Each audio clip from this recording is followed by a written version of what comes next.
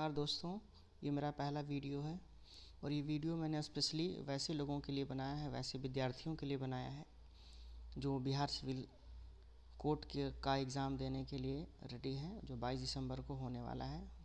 तो उसमें कुछ कंप्यूटर के प्रश्न जो जनरली एग्ज़ाम में पूछे जाते हैं और उसका कलेक्शन मैं लेकर के आया हूँ। ये मेरा पहला वीडियो है। पसंद आए तो लाइक ज़रूर करेंगे, सब्सक्राइब करेंगे और ज़्यादा से ज़्यादा शेयर करेंगे। तो चलिए अब आज की वीडियो शुरू करते हैं। और सबसे पहला क्वेश्चन हमारे सामने है कि पीयर से पीयर लैन एक उपयुक्त नेटवर्क आर्किटेक्ट डैश के लिए है। तो कह रहा है पीयर टू पीयर लैन। यहाँ देख सकते हैं दोस्तों कि यहाँ पे लिखा हुआ है पीयर से पीयर और साथ में लिखा हुआ है लैन। तो लैन का मतलब क्या होता है? लोकल एरिया नेटवर्क, यानी वैसा नेटवर्क कंप्यूटर का जो एक दूसरे के साथ कनेक्टेड है, जो काफ़ी शॉर्ट डिस्टेंस में है। जैसे हमारे ऑफिस में है, हमारे घर पे है, किसी कमरे में हो, तो वैसे सारे नेटवर्क को कहा जाता है लोकल एरिया नेटवर्क, जिसमें सारे एक दूसरे से कनेक्टेड होंगे, यानी पीयर टू पीयर वो कनेक्टेड है। तो कह रहा है कि वैसे नेटवर्क का जो आर्किटेक्चर होगा उसको किस नाम से जाना जाएगा? तो उसका आंसर होगा हमारा होम नेटवर्क। ठीक है दोस्तों, चलिए अब हम नेक्स्ट क्वेश्चन पे आगे बढ़ते हैं।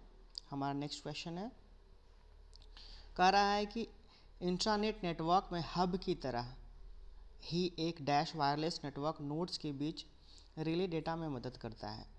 तो कह रहा है इंट्रानेट का मतलब क्या आता है? वैसा नेटवर्क जो किसी कंपनी का पर्सनल नेटवर्क होता है यानी किसी ऑर्गेनाइजेशन का जो पहला अपना पर्सनल नेटवर्क होगा वो उसका इंट्रानेट कहलाता है। तो इंट्रानेट में एक वायरलेस नेटवर्क नोड के बीच में जो कनेक्टिविटी होती है, वो कनेक्टिविटी किस पॉइंट के बेसिस पे होती है, उस पॉइंट को किस नाम से जाना जाता है? तो सेकंड क्वेश्चन का आंसर हमारा क्या हो जाएगा? वो हो जाएगा वायरलेस एक्सेस पॉइंट, यानी वैसा एक्सेस पॉइंट जो वायरलेस होता है और जिसका यूज होता है इंट्रानेट में, यानी वैसे पर्सनल नेटवर्क, कंपनियों के पर्सनल नेटवर्क जो सिर्फ कंपनी है उसका यूज़ करेगी, जनरल पब्लिक उसका यूज नहीं करेंगे। तो चलिए इसका आंसर क्या हो जाएगा? Wireless access point. अब हम लोग अगले क्वेश्चन की ओर देखते हैं। तीसरा क्वेश्चन क्या है हमारा? तीसरा क्वेश्चन है हमारा, सेल फोन इंटरनेट एक्सेस करने के लिए डैश प्रयोग करते हैं।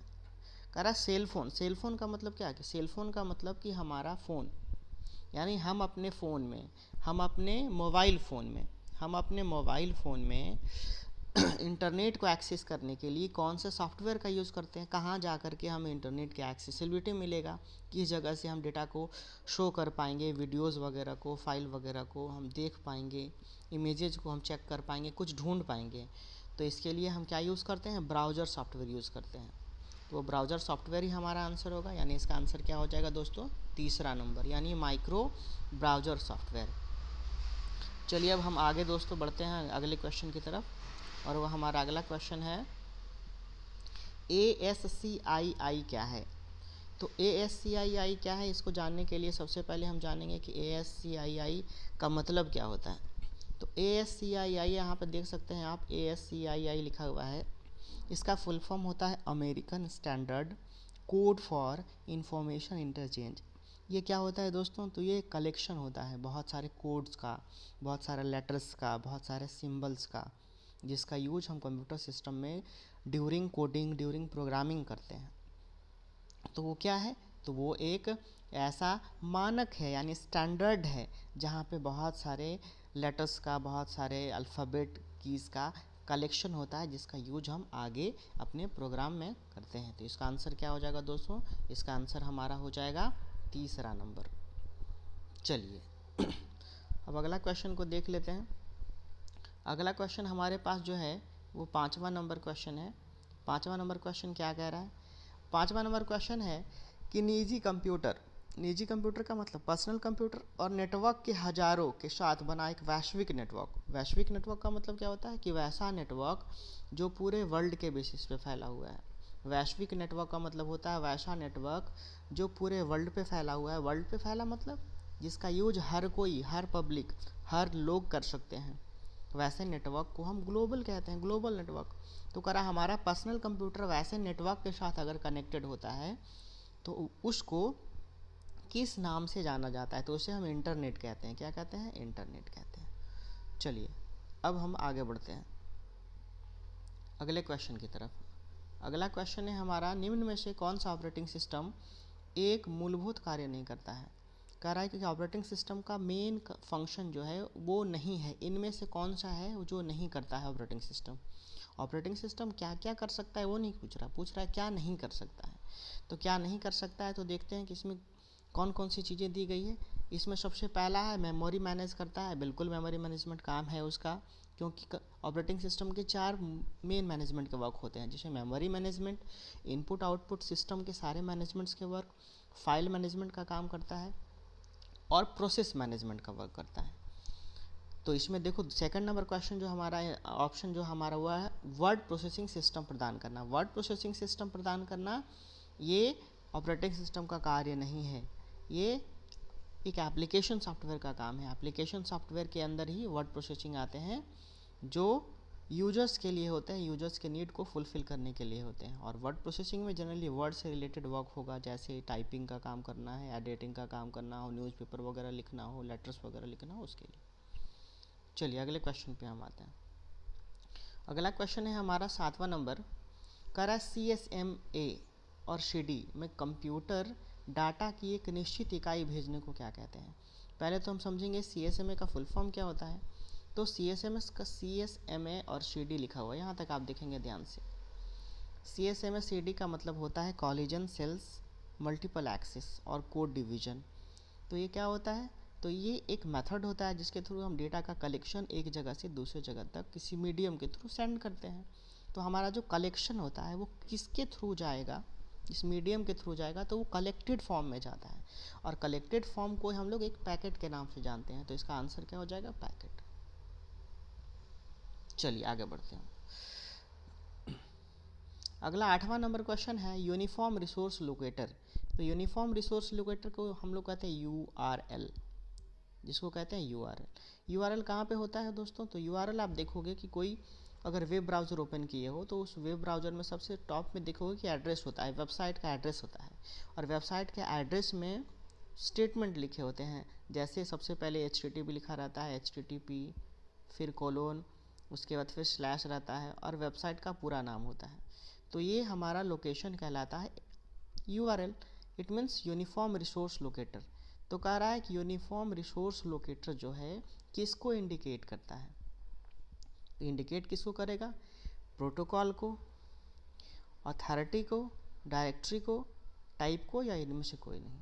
तो कह रहा है कि देखना ध्यान से, URL में हमने अभी बताया कि URL में क्या होता है, तो सबसे पहले HTTP लिखी रहती है। HTTP क्या है, एक प्रोटोकॉल है, फिर कोलोन होता है डबल, यानी डबल स्लैश, फिर कोलोन, और फिर उसके बाद वेबसाइट का पूरा नाम होता है, जैसे www.google.co.in ऐसे।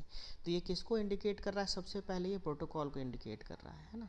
इसके अंदर क्या होता है भाई, तो प्रोटोकॉल होता है। तो इसका राइट आंसर क्या हो जाएगा, इसका राइट आंसर हो जाएगा फर्स्ट नंबर, यानी हमारा प्रोटोकॉल। हमारा प्रोटोकॉल इसका राइट आंसर हो जाएगा। चलिए अब आगे बढ़ते हैं।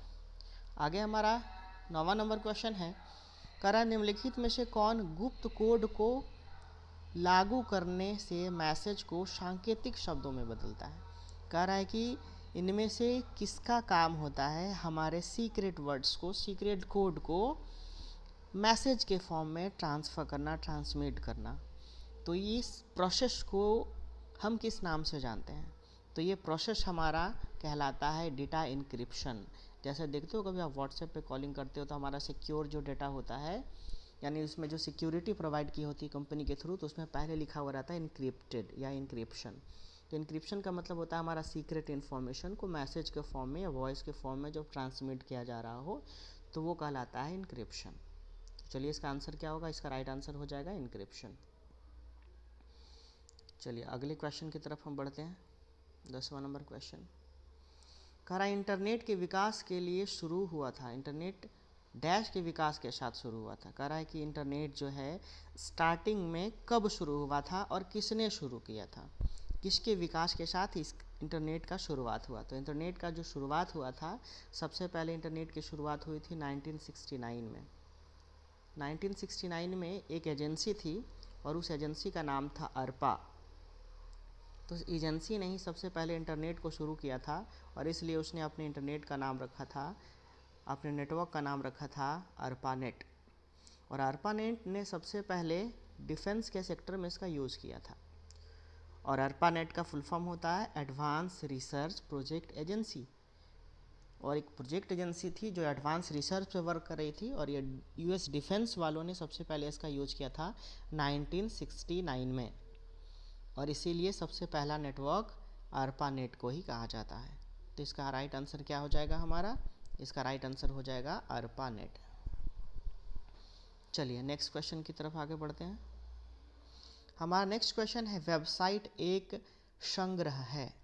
तो वेबसाइट एक संग्रह का मतलब कलेक्शन है। तो कलेक्शन किस चीज़ों का है भाई? तो एक वेबसाइट बनाने के लिए हमें बहुत सारे चीज़ों का यूज़ करना होता है। सबसे पहले हमें एक वेब डिज़ाइनिंग के लिए लैंग्वेज यूज़ करना होता है, जिसके थ्रू हम लोग वेब यानी वेब पेज को, वेबसाइट के पेज को डिज़ाइन करेंगे।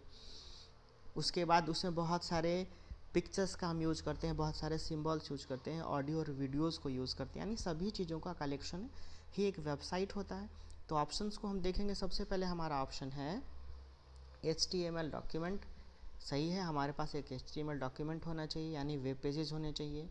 ग्राफिक्स फाइल होना चाहिए, जिसमें बहुत सारे फाइल को हम कनेक्ट करेंगे, उसमें सिम्बॉल्स, पिक्चर्स वगैरह रहेंगे। उसके बाद ऑडियो और वीडियो फाइल्स भी होंगे, यानी इन सभी चीज़ों का कलेक्शन ही हमारा एक वेबसाइट के अंदर होगा। यानी इसका राइट आंसर क्या हो जाएगा? 4th नंबर, यानी हमारा उपरोक्त सभी। चलिए अगले क्वेश्चन की तरफ बढ़ते हैं। अगला क्वेश्चन है हमारा, पहले इलेक्ट्रॉनिक कंप्यूटर ENIAC को किसने बनाया था? ENIAC, ध्यान से देखेंगे, ये ENIAC, ये लिखा हुआ है ENIA और C। ENIAC का फुल फॉर्म होता है दोस्तों electronic numerical integrated and calculator.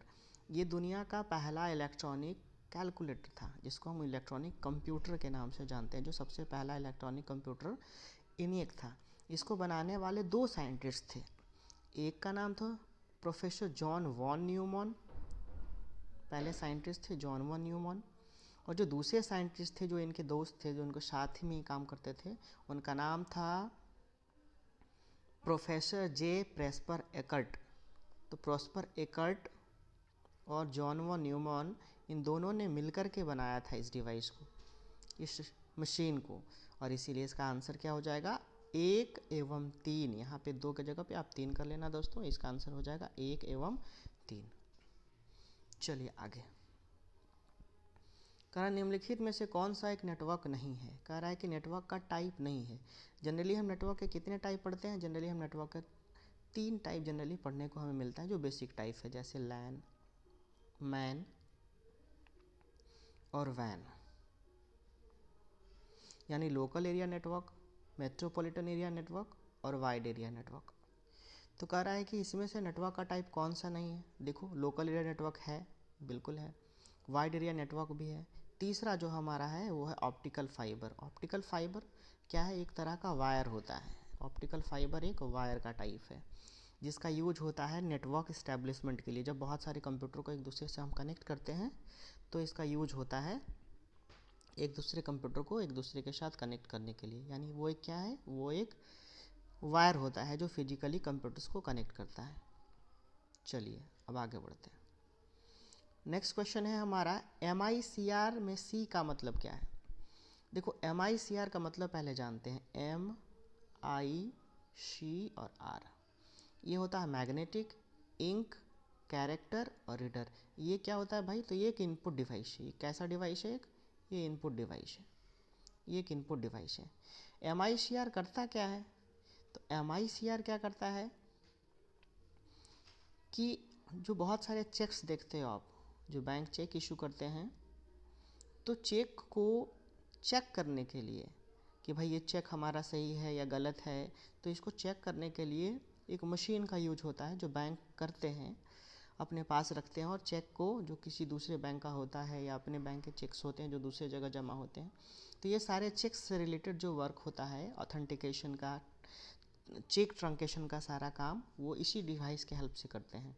तो इसका फुल फॉर्म क्या होता है? Magnetic ink character reader. तो यहाँ पर किसका मतलब पूछ रहा है? C का मतलब। तो C का मतलब क्या हो जाएगा दोस्तों? C का मतलब हो जाएगा कैरेक्टर। ठीक है, वीडियो पसंद आ रहा तो लाइक ज़रूर करेंगे, मेरा पहला वीडियो है। चलिए अगले क्वेश्चन की तरफ हम आगे बढ़ते हैं।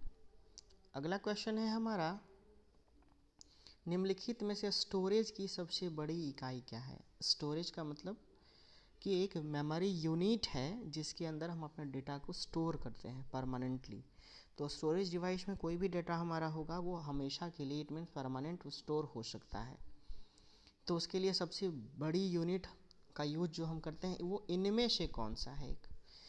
एक तो सबसे पहला है जीबी, उसके बाद केबी, एमबी और टीबी। तो पहले हम मेमोरी यूनिट को जानेंगे कि मेमोरी यूनिट में सबसे छोटा यूनिट जो होता है वो क्या होता है। देखो सबसे छोटा यूनिट जो होता है वो बीट होता है, बीट के बाद बाइट होता है, बाइट के बाद किलोबाइट होता है जिसको केबी कहते हैं, केबी के बाद एमबी होता है, एमबी के बाद जीबी होता है और जीबी के बाद टीबी होता है। तो जनरली हम इतने सारे यूनिट्स को देखते आए अभी तक। इन सब में बड़ा कौन है, इन सब में सबसे बड़ा है टीबी, यानी हमारा इसके अनुसार आंसर होगा टीबी। बट इससे भी एडवांस हमारे स्टोरेज डिवाइस आ चुके हैं जो एक्साबाइट जीटाबाइट होते हैं, एक्साबाइट और जीटाबाइट। लेकिन ये दोनों अभी हमारे फंक्शन में नहीं है, यूज़ में नहीं है, इसीलिए इनको हम नहीं पढ़ते हैं। तो ऑप्शन के अनुसार हमारा आंसर क्या हो जाएगा, टीबी यानी टेराबाइट। चलिए नेक्स्ट क्वेश्चन है हमारा 16 नंबर देखते हैं। चलो 16 नंबर में कह रहा है वर्चुअल मेमोरी क्या है। तो वर्चुअल का मतलब पहले समझते हैं, वर्चुअल कहते किसको। वर्चुअल देखो ध्यान से समझना, वर्चुअल का मतलब होता है आभासी, हिंदी में इसको कहते हैं आभासी। आभासी का मतलब जो रियल बिल्कुल ना है, जो काल्पनिक होती है वो कहलाती है आभासी। तो कह रहा है कि ये आभासी स्मृति यानी वर्चुअल मेमोरी का क्या कंसेप्ट है, किसको कहते हैं भाई वर्चुअल मेमोरी। तो वर्चुअल मेमोरी क्या करता है ना कि एक वैसा स्पेस बनाए रखता है कंप्यूटर सिस्टम के अंदर जो सीपीयू टाइम आने पे उसका यूज कर सके। तो उसका आंसर क्या हो जाएगा, हार्ड डिस्क पर मेमोरी जिसे सीपीयू विस्तारित रैम की तरह प्रयोग करता हो। यानी जिस तरह से रैम होता है, रैम का यूज करता है, उसी ढंग से उस वर्चुअल मेमोरी का भी टाइम आने पे आपका कंप्यूटर सिस्टम यूज कर सके, तो वो कहलाता है वर्चुअल मेमोरी। तो इसका आंसर क्या हो जाएगा, पहला वर्चुअल मेमोरी। चलिए नेक्स्ट क्वेश्चन को देखते हैं। कह रहा है सॉफ्टवेयर कोड में त्रुटियों को खोजने की प्रक्रिया क्या है। कह रहा है सॉफ्टवेयर में जब हम जैसे कोई कोडिंग करते हैं, कंप्यूटर प्रोग्राम को लिखने का जो तरीका होता है वो कोडिंग कहलाता है। तो जब हम किसी सॉफ्टवेयर को बना रहे होते हैं, कोई प्रोग्राम लिख रहे होते हैं, तो उसमें बहुत सारी गलतियाँ होती हैं। तो जब हम गलतियों को ढूंढेंगे, उसको हम देखेंगे, सर्च करेंगे, फाइंड आउट करेंगे, तो उसको किस नाम से जाना जाएगा, वो कहलाएगा टेस्टिंग। क्योंकि उसको हम टेस्ट करेंगे कि भाई गलती कहाँ हुई है ना। तो इसको टेस्ट करने के लिए हम क्या करेंगे, कौन सा मेथड यूज़ करेंगे ताकि हमें गलतियाँ पता चले, तो वही कहलाएगा हमारा टेस्टिंग। क्या कहलाएगा, टेस्टिंग। तो इसका राइट आंसर क्या हो जाएगा, टेस्टिंग। पहला है कंपाइलिंग। कंपाइलिंग का मतलब क्या होता है, कंपाइलिंग का मतलब होता है ट्रांसलेटिंग का वर्क। जैसे हम अपने प्रोग्राम को ट्रांसलेट करना चाहते हैं, यानी उसका आउटपुट हमें अगर देखना हो तो उसके लिए ट्रांसलेटिंग करेंगे। दूसरा है टेस्टिंग जो इसका राइट आंसर है। और तीसरा है रनिंग, यानी जब कोई सॉफ्टवेयर का कोडिंग कर लेते हैं हम, हमारा वो सॉफ्टवेयर बन के कंप्लीट हो चुका है, उसका प्रोग्रामिंग कर चुके हैं, उसको जब हम एग्जीक्यूट करेंगे तो वो हमारा कहलाएगा रनिंग। डिबगिंग का मतलब होता है जब किसी एरर्स को हम मॉडिफाई करेंगे, उसको ठीक करेंगे, सही करेंगे, तो वो हमारा कहलाएगा डिबगिंग, यानी बग को डी करना। इट मीन्स उसको डिलीट करना, क्योंकि डिलीट प्लस बगिंग ही कहलाता है डीबगिंग। इसीलिए इसको ध्यान रखेंगे दोस्तों। डीबगिंग का मतलब होता है एरर को हटाना, सही करना, यानी एरर्स को हटा देना, रिमूव करना ही कहलाता है डीबगिंग। लेकिन कौन से एरर्स को, जो आपके प्रोग्राम में टाइप्ड है, जो पहले से आपने टाइप कर रखा है, उसमें कोई एरर है उसको। चलिए आगे बढ़ते हैं। हमारा अगला क्वेश्चन है डॉक्यूमेंट में अंतिम एक्सटेंशन को पूर्ववत करने के लिए एक्शन को। इट मीन्स आपने जो लास्ट एक्शन लिया है, इट मीन्स आपने जो लास्ट में जो आपने एक वर्क किया, उस वर्क में वापस जाना हो, आपको रिवर्स आना हो, तो पीछे आने के लिए आप कौन से शॉर्टकट का यूज़ करते हैं। पीछे आने के लिए आप शॉर्टकट की यूज़ करते हैं Ctrl+Z। तो इसका आंसर क्या हो जाएगा, Ctrl+Z। देखिए सबका अलग अलग यूज़ होता है ना, सबका अलग अलग हम यूज़ करेंगे। तो यूज़ करेंगे तो सबसे पहला है हमारा Ctrl+X। Ctrl+X से क्या होता है, कट होता है। दूसरा है Ctrl+Y, कंट्रोल वाई का यूज़ किस लिए होता है? रेडो के लिए। इट मीन्स आप नेक्स्ट एक्शन में जहाँ पे आप थे, जैसे आपने कंट्रोल जेड से तो पीछे आ गया, आपको आगे जाना हो, उसी एक्शन पे जाना हो, तो कंट्रोल वाई का यूज़ करेंगे। कंट्रोल यू से क्या होता है? किसी टेक्स्ट के नीचे अंडरलाइन का वर्क होता है। जैसे कोई भी टाइप आपने टेक्स्ट कर रखा है, उस टेक्स्ट के नीचे अगर आपको अंडरलाइन करना हो, जैसे ए आपने लिख रखा है उसके नीचे अंडरलाइन करना हो, तो कंट्रोल यू का यूज़ करेंगे आफ्टर सेलेक्टिंग द टेक्स्ट। चलिए आगे बढ़ते हैं। 19वां नंबर क्वेश्चन कह रहा है प्रोग्राम जो हार्डवेयर के रूप में स्थायी तौर पर रोम में संग्रहित होता है डैश के रूप में जाना जाता है। कह रहा है वैसे प्रोग्राम जो किसी हार्डवेयर में यानी रोम में मान के चलो रीड ओनली मेमोरी एक वैसा स्टोरेज डिवाइस जो परमानेंटली डेटा को स्टोर करता है और जिसका बेसिकली यूज होता है रीड करने के लिए। तो कह रहा है वैसे डिवाइसेज में अगर कोई प्रोग्राम हमारा स्टोर्ड है तो उस चीज़ को हम किस नाम से जानते हैं? तो वो हमारा फर्मवेयर कहलाएगा। क्या कहलाएगा? उसे हम फर्मवेयर के नाम से जानते हैं। तो इसका आंसर क्या हो जाएगा? इसका आंसर हो जाएगा फर्मवेयर। चलिए अब नेक्स्ट क्वेश्चन है हमारा 20 नंबर। कह रहा एक डॉक्यूमेंट बनाने के लिए आप फाइल मेनू पर डैश कमांड का प्रयोग करते हैं। कह रहा है कि हमें कोई डॉक्यूमेंट बनाना हो, बनाना का मतलब क्या? बनाना का मतलब हमें क्रिएट करना हो। तो जब हमें कोई डॉक्यूमेंट बनाना होता है इट मीन्स न्यू करना होता है। तो न्यू करना है यानी हम न्यू बटन पे क्लिक करेंगे, तो हमें न्यू ऑप्शन का यूज़ करना पड़ेगा। तो इसका आंसर क्या हो जाएगा? न्यू हो जाएगा। चलिए नेक्स्ट क्वेश्चन हमारा नेक्स्ट क्वेश्चन है 21। कंप्यूटर डैश नंबर सिस्टम का उपयोग डाटा और गणना के लिए करता है। डाटा स्टोर और कैलकुलेशन के लिए, काउंटिंग के लिए कौन से नंबर सिस्टम का यूज़ करता है? तो आप सबको पता है, पहले से भी आपने पढ़ा होगा कि कंप्यूटर सिस्टम हमारे मशीन लेवल को समझता है। हमारा कंप्यूटर सिस्टम जो है ये मशीन लैंग्वेज को आसानी से समझ सकता है। और मशीन लेवल में किसका यूज होता है? बाइनरी नंबर्स का यूज होता है। बाइनरी नंबर्स में 0 और 1 बस 2 ही डिजिट का यूज होता है।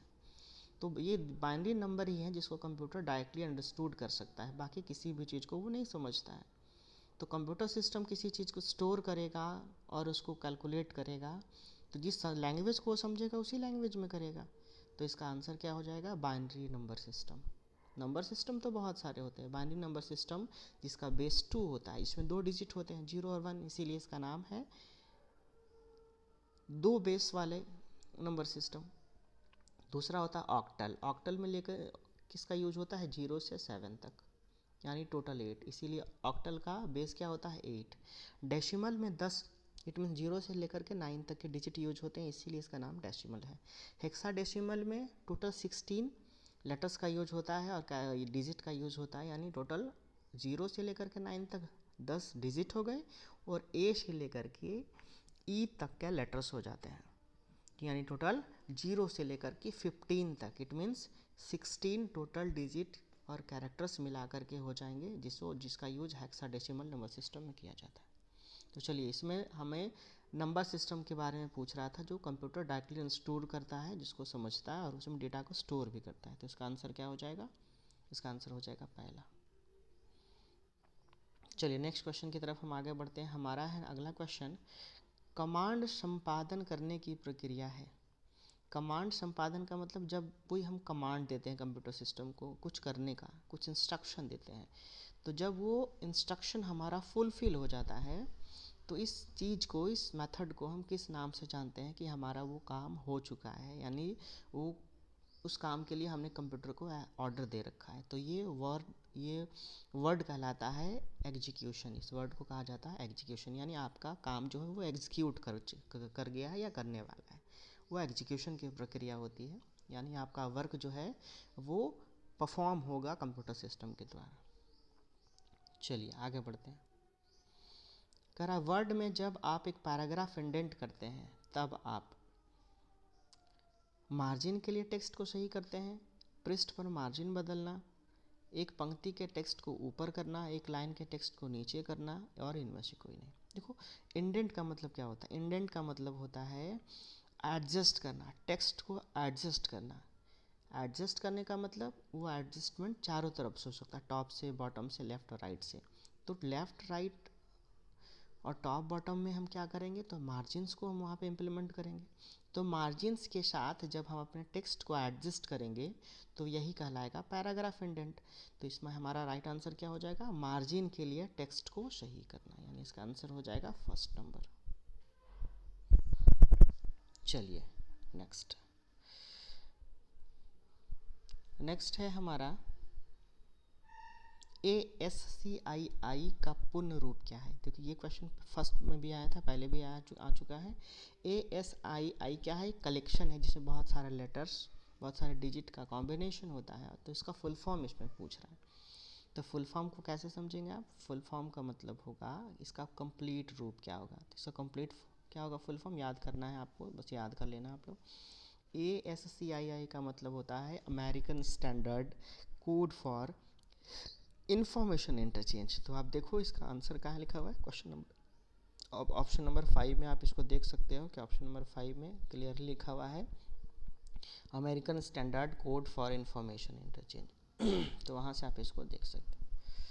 चलिए नेक्स्ट क्वेश्चन, निम्नलिखित में से कौन सा ब्राउज़र के द्वारा इंटरनेट रिसोर्सेज के लोकेशन पर कनेक्ट करने में प्रयोग किया जाता है। कह रहा है जब ब्राउज़र है, ब्राउज़र का यूज़ करते हैं, तो जब हम ब्राउज़र का यूज़ करते हैं तो वहाँ देखते हो कि आप जब वेबसाइट ओपन करेंगे किसी ब्राउज़र पे, तो सबसे टॉप में उस वेबसाइट का एड्रेस लिखा होता है। तो इस एरिया को ही हम URL के नाम से जानते हैं। तो ये कह रहा है कि किसी भी वेबसाइट को कनेक्ट करने के लिए इंटरनेट से या आपके सिस्टम में उसको शो करने के लिए किसका यूज़ करते हैं हम, तो वो हमारा URL का यूज़ होता है। और URL के थ्रू ही हमारा वेबसाइट कनेक्ट होता है हमारे कंप्यूटर के साथ। चलिए नेक्स्ट क्वेश्चन पे आते हैं।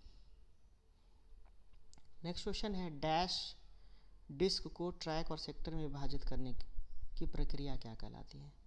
कह रहा है कि जैसे कोई भी डिस्क है, कह रहा है ये डिस्क है हमारा, जैसे ये हमारा CD है, तो CD के अंदर बहुत सारे फाइलों का स्टोरेज होता है। तो फाइलों का स्टोरेज के लिए अलग अलग जगह प्रोवाइड किया जाता है। जब जैसे बहुत सारे छोटे छोटे और भी अंदर में बने होते हैं सर्कल, तो ये कहलाता है ट्रैक।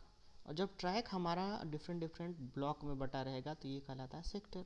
तो जब डिस्क के अंदर हम बहुत सारे ट्रैक्स और सेक्टर्स में अपने इंफॉर्मेशन को बांटते हैं तो ये किस नाम से जाना जाता है, तो ये कहलाता है फॉर्मेटिंग। क्या कहलाता है, फॉर्मेटिंग। चलिए आगे नेक्स्ट क्वेश्चन कह रहा है आपके कंप्यूटर में निर्मित स्थायी मेमोरी को क्या कहते हैं। कंप्यूटर सिस्टम में जो परमानेंट मेमोरी है, इसके अकॉर्डिंग इन पांचों में से वो कौन सा हमारा ऑप्शन होगा। रैम, ये तो रैंडम एक्सेस मेमोरी है, यानी ये हमारा टेम्पररी मेमोरी होता है। फ्लॉपी डिस्क ये हमारा स्टोरेज डिवाइस है।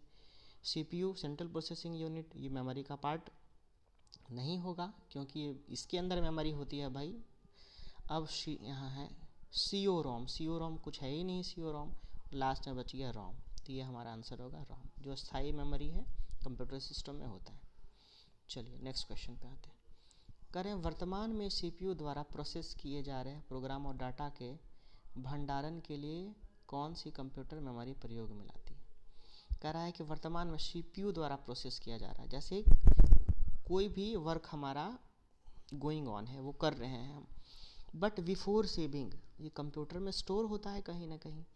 तो कंप्यूटर में स्टोर कहाँ होता है, जब तक हम इसको परमानेंट सेव नहीं करते हैं। तो कंप्यूटर में एक मेमोरी होती है और उस मेमोरी में ये सेव होता है, और ये सेव होता है इंटरनली होता है।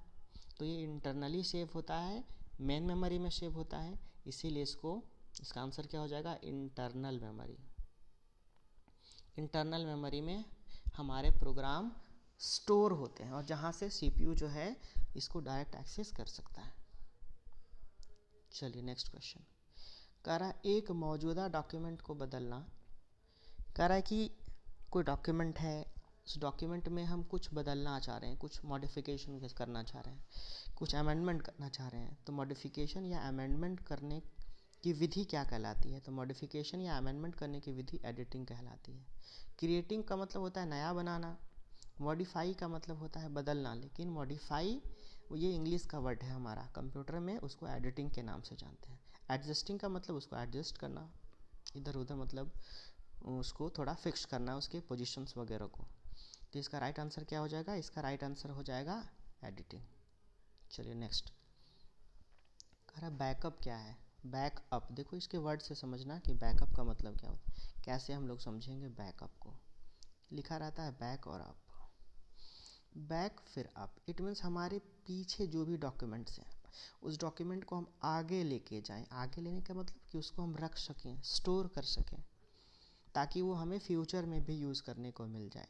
इसीलिए उसको हम बैकअप कहते हैं। इट मीन्स पीछे वाले चीज़ों को आगे लेके जाना। इट मीन्स हम उसको फ्यूचर के लिए सिक्योर करें, ताकि ज़रूरत आने पे उसको हम यूज़ दोबारा कर सकते हैं।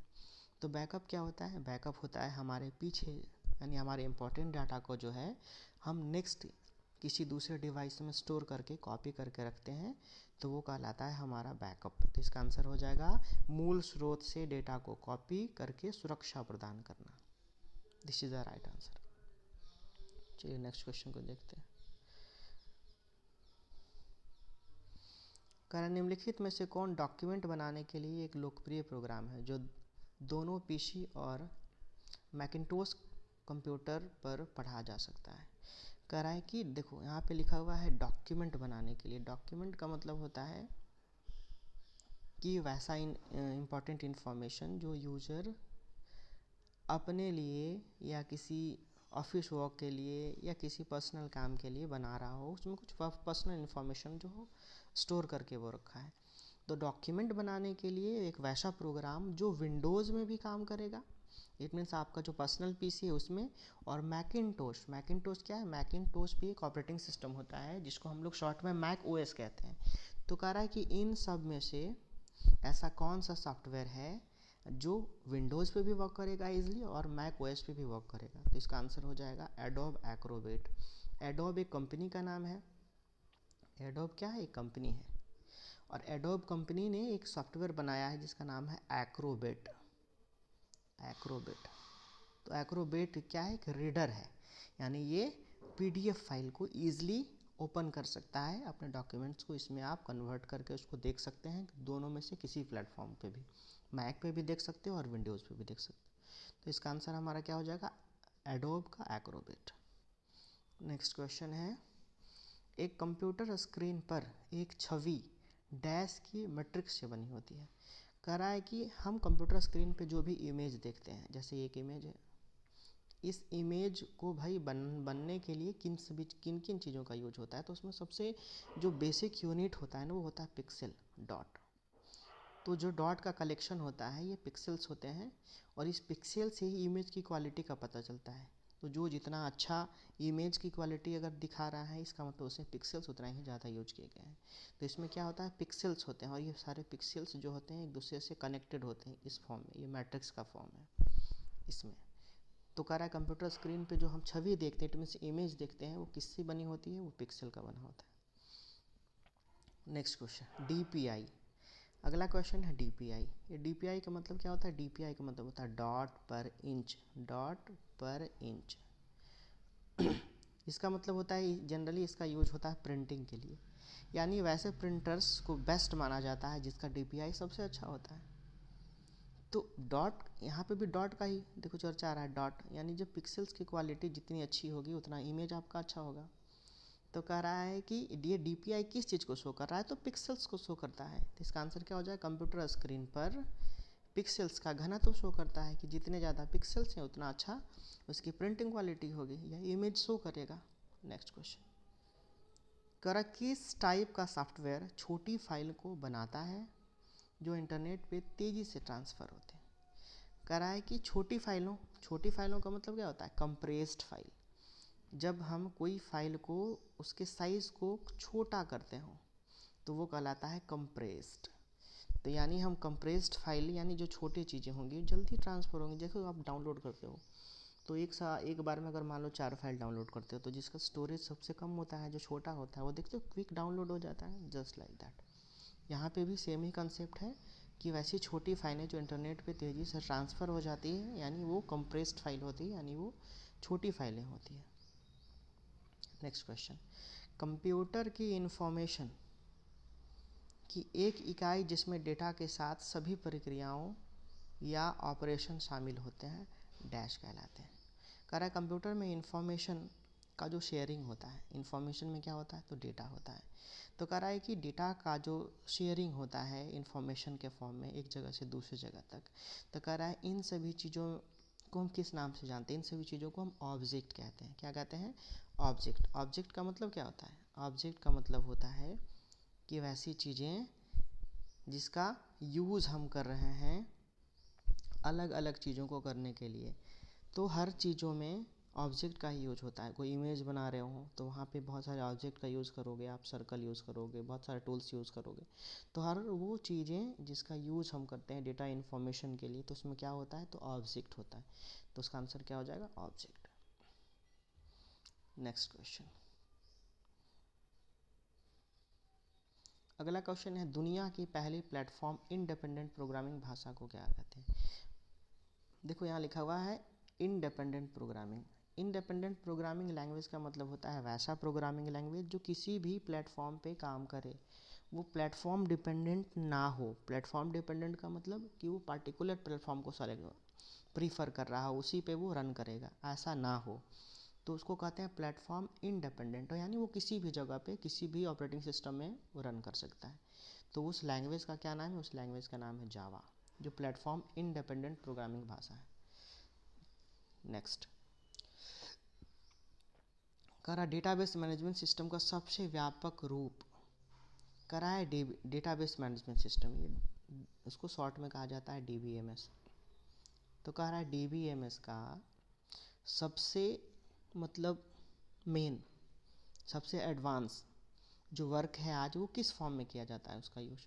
तो इसका यूज आज किया जा रहा है रिलेशनल डेटाबेस के फॉर्म में, और इसीलिए डीबीएमएस का जो एडवांस वर्जन है वो है आरडीबीएमएस। इसका मतलब होता है रिलेशनल डेटाबेस मैनेजमेंट सिस्टम। तो डेटाबेस मैनेजमेंट सिस्टम का सबसे एडवांस फॉर्म है जिसका नाम है रिलेशनल डेटाबेस। तो इसका आंसर हमारा क्या हो जाएगा? Relational database. नेक्स्ट, करा नए टाइप के डेटाबेस को क्या कहा जाता है जो अच्छी तरह से मल्टीमीडिया एप्लीकेशन के लिए अनुकूल होता है? करा मल्टीमीडिया एप्लीकेशंस के लिए जो सबसे ज़्यादा कंफर्टेबल डेटाबेस जो सॉफ्टवेयर है, उस डेटाबेस सॉफ्टवेयर को हम किस नाम से जानते हैं? तो मल्टीमीडिया में बहुत सारे ऑब्जेक्ट का हम यूज़ करते हैं, तो जो सारे ऑब्जेक्ट्स को सपोर्ट करे, जो सारे सभी तरह के टूल्स को ईजिली सपोर्ट कर सकता है, तो वैसे डेटाबेस को हम यूज़ करेंगे सबसे ज़्यादा। तो वो हमारा होगा ऑब्जेक्ट ओरिएंटेड डेटाबेस, जो हर ऑब्जेक्ट को ओरिएंट कर सके, समझ सके और अच्छे से मल्टीमीडिया एप्लीकेशंस का यूज़ कर सके डेटाबेस के अंदर।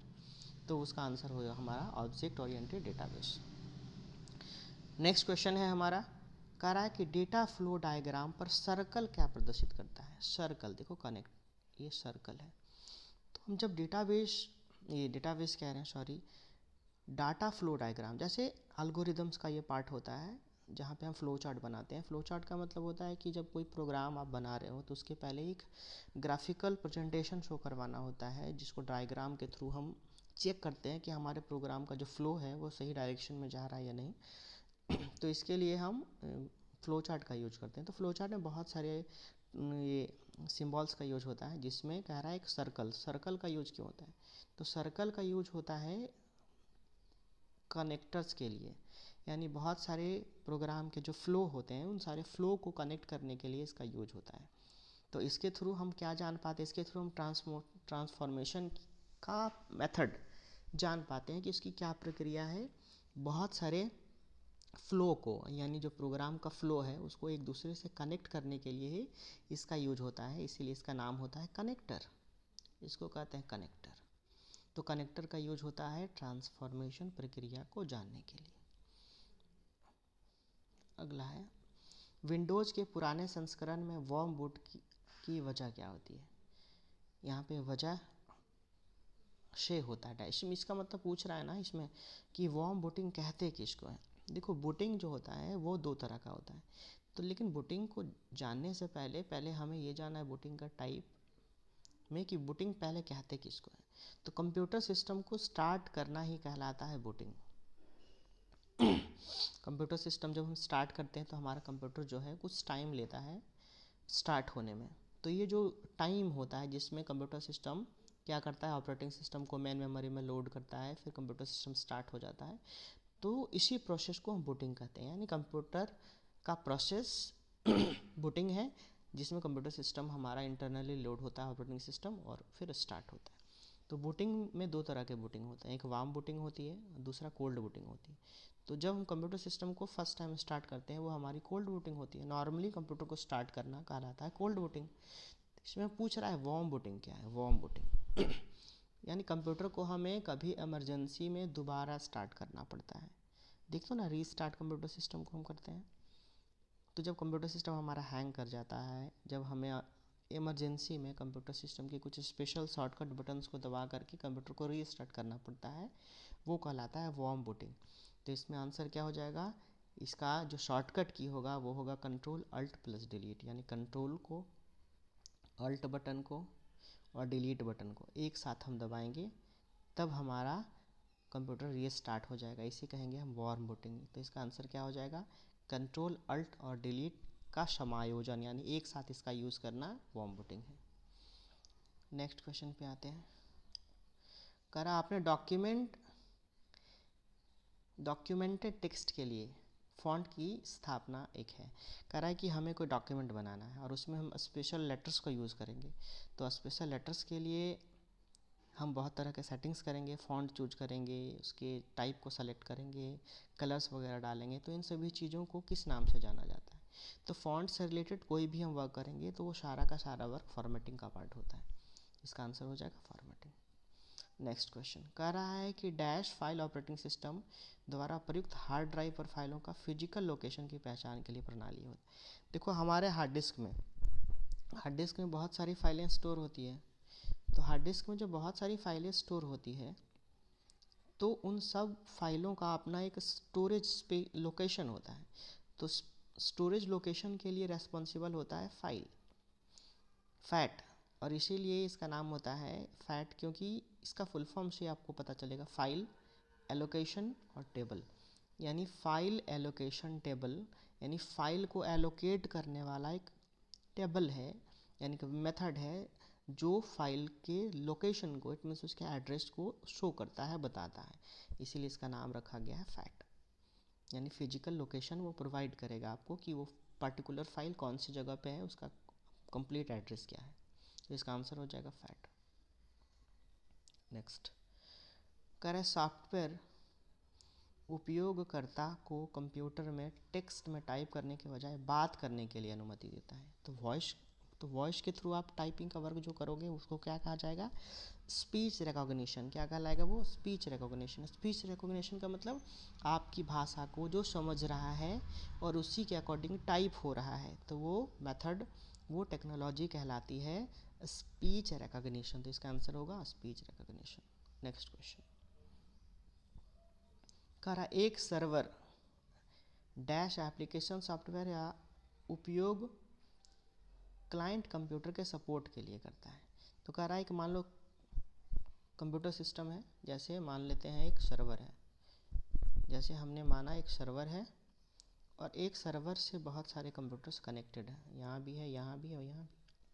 तो कह रहा है इस कंप्यूटर के सपोर्ट के लिए अगर कोई कंप्यूटर सिस्टम है, मान लो कंप्यूटर में कोई प्रॉब्लम आ जाए तो इसके थ्रू इसका सारा काम हो जाएगा।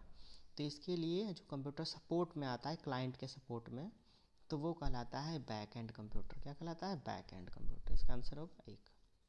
नेक्स्ट कह रहे विंडोज एक्सपी में एक्सपी का मतलब क्या होता है।